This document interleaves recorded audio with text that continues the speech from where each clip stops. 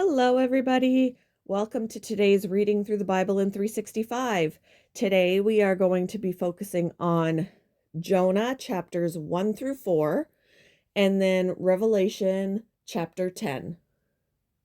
So let's go ahead and get started with Jonah. We're reading the whole book. The Lord gave this message to Jonah, son of Amittai. Get up and go to the great city of Nineveh. Announce my judgment against it, because I have seen how wicked its people are. But Jonah got up and went in the opposite direction to get away from the Lord. He went down to the port of Joppa, where he found a ship leaving for Tarshish. He bought a ticket and went on board, hoping to escape from the Lord by sailing to Tarshish. But the Lord hurled a powerful wind over the sea, causing a violent storm that threatened to break the ship apart. Fearing for their lives, the desperate sailors shouted to their gods for help and threw the cargo overboard to lighten the ship.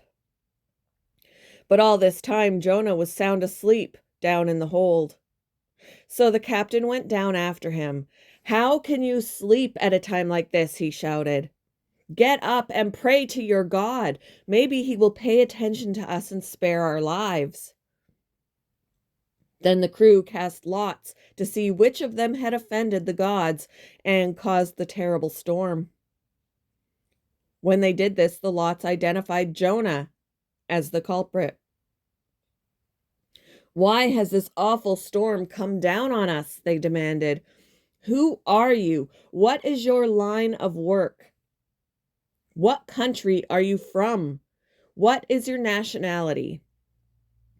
Jonah answered, "I am a Hebrew, and I worship the Lord, the God of heaven, who made the sea and the land."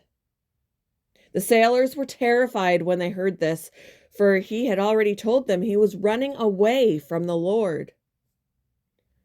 "Oh, why did you do it?" I guess they groaned. "Oh, why did you do it?" they groaned. And since the storm was getting worse all the time, they asked him, "What should we do to you to stop this storm?"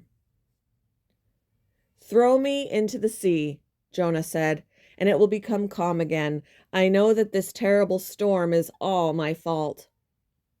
Instead, the sailors rowed even harder to get the ship to the land, but the stormy sea was too violent for them, and they couldn't make it. Then they cried out to the Lord, Jonah's God.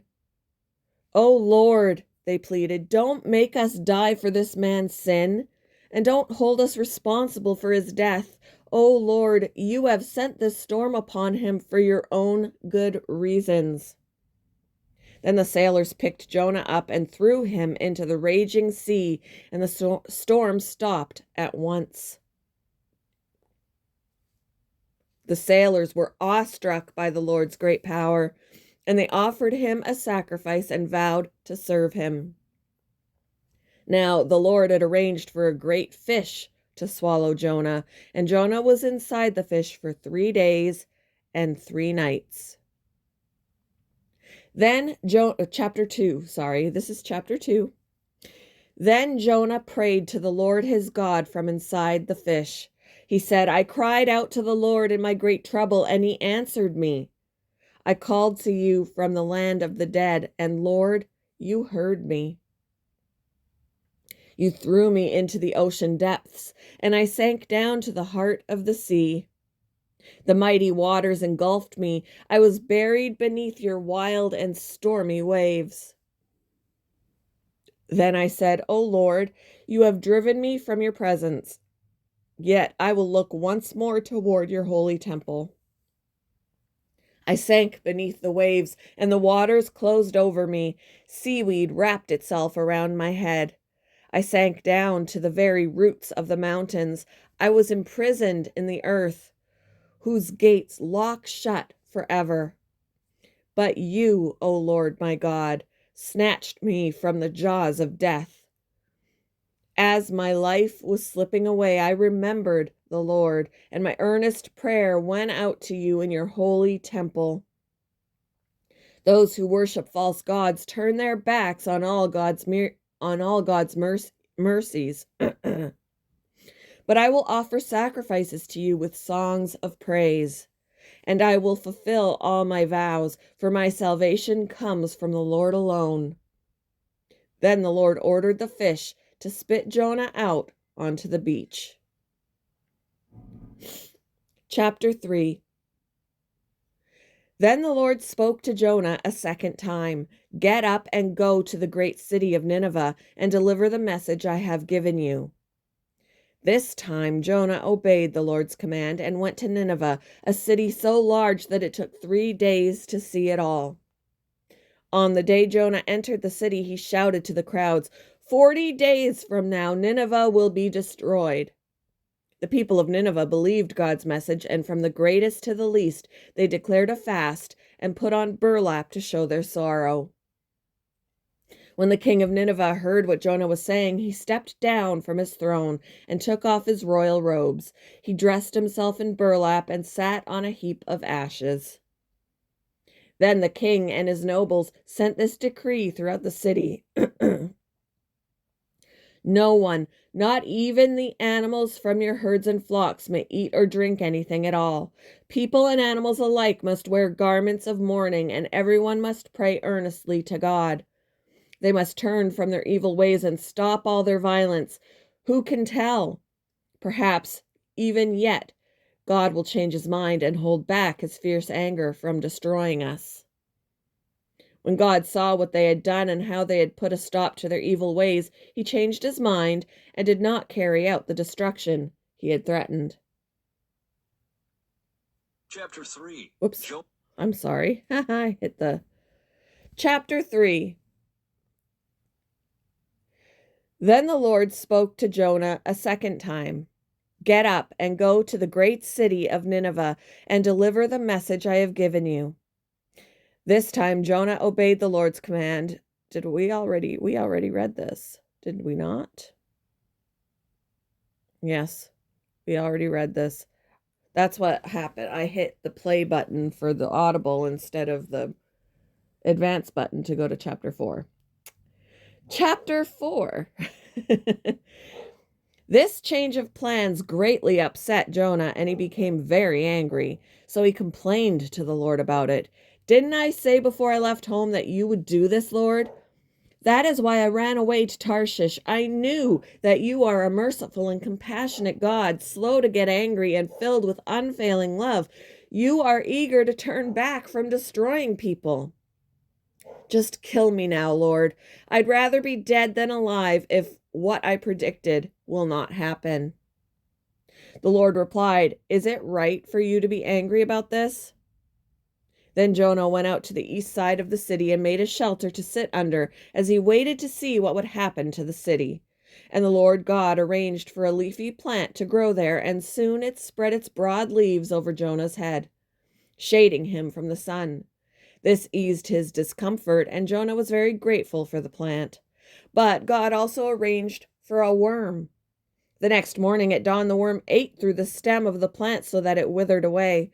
And as the sun grew hot, God arranged for a scorching east wind to blow on Jonah. The sun beat down on his head until he grew faint and wished to die. "Death is certainly better than living like this," he exclaimed. Then God said to Jonah, "Is it right for you to be angry because the plant died?" "Yes," Jonah retorted, "even angry enough to die." Then the Lord said, "You feel sorry about the plant, though you did nothing to put it there. It came quickly and died quickly. But Nineveh has more than 120,000 people living in spiritual darkness, not to mention all the animals. Shouldn't I feel sorry for such a great city?"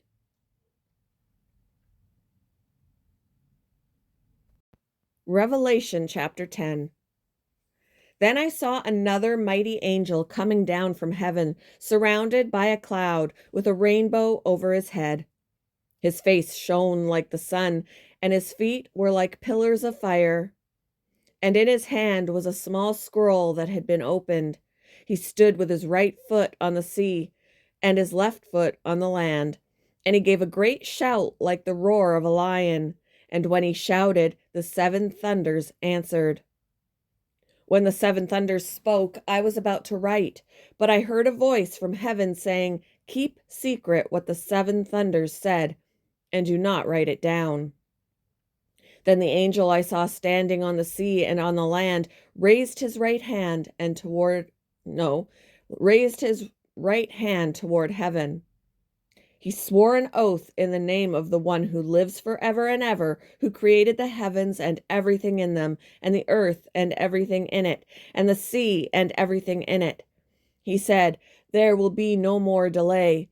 When the seventh angel blows his trumpet, God's mysterious plan will be fulfilled. It will happen just as he announced it to his servants, the prophets." Then the voice from heaven spoke to me again, "Go and take the open scroll from the hand of the angel who is standing on the sea and on the land." So I went to the angel and told him to give me the small scroll. "Yes, take it and eat it," he said. "It will be sweet as honey in your mouth, but it will turn sour in your stomach." So I took the small scroll from the hand of the angel and I ate it. It was sweet in my mouth, but when I swallowed it, it turned sour in my stomach. Then I was told, "You must prophesy again about many peoples, nations, languages, and kings." Thank you for joining me for today's reading through the Bible in 365. I hope you all have a wonderful Friday, and I will see you in the next one, guys. Bye.